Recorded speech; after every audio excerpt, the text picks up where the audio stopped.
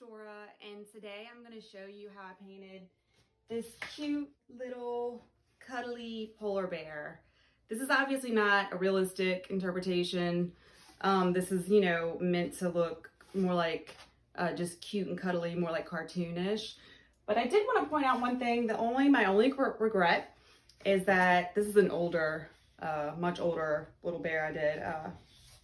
My only regret is not making the ears bigger. You see in this one how much bigger the ears are? You know, that just really adds an element of cuteness. You know, if the ears are oversized and the eyes are oversized, that really brings out the animal, well, the cuteness in the animal. So I hope you enjoy the video.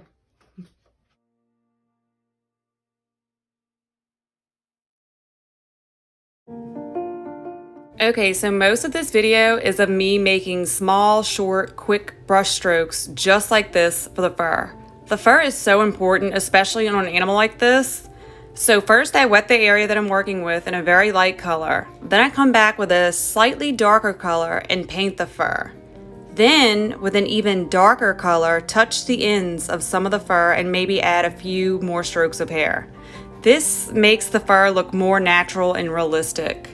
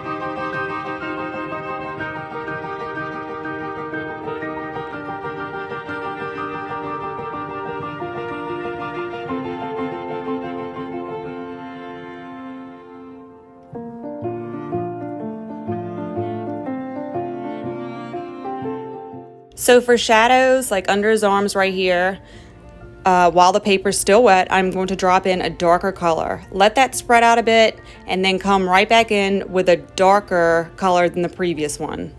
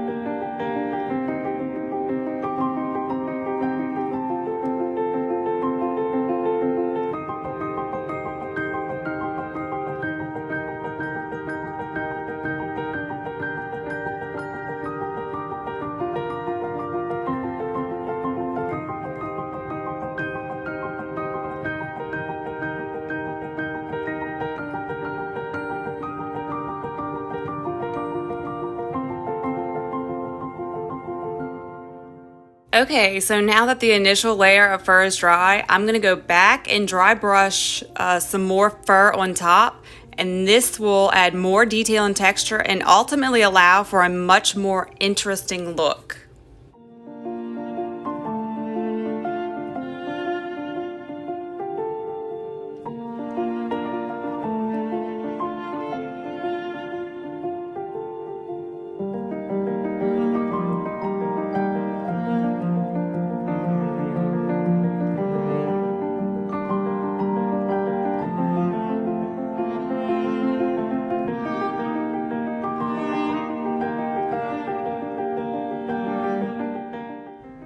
Okay, so here we're going to do the eyes, which in my opinion are the most important.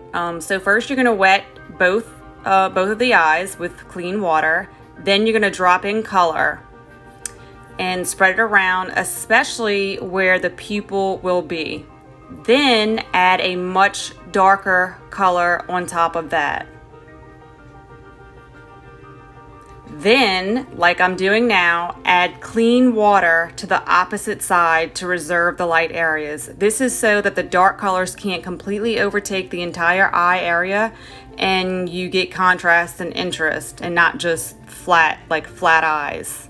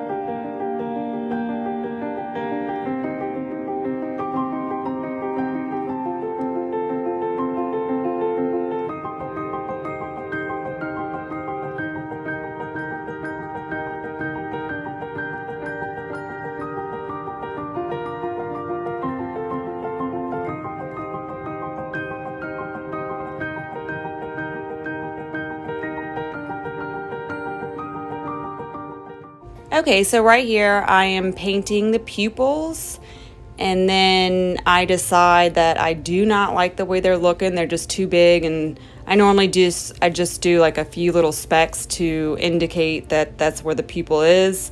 So as before, I'm gonna drop clean water at the bottom and then kind of like just let the two merge in the middle, and that way it's a very subtle variation and it's not so harsh.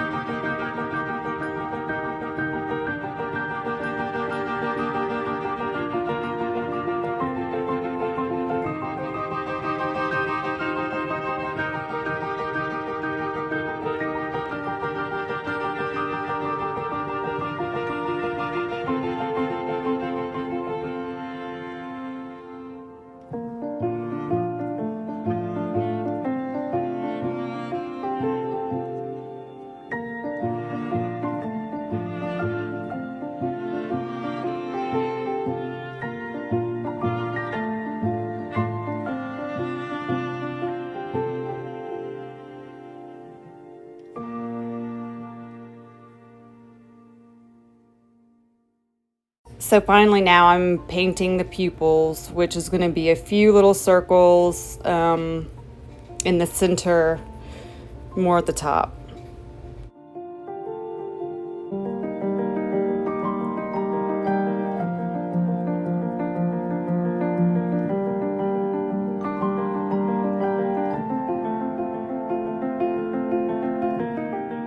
I don't know if you're like me, but I'm horrible when it comes to painting in eyelashes. So I always go in with a pencil first, that way I can erase it if I don't like it. And if I do like it, I just come back in with the black paint after.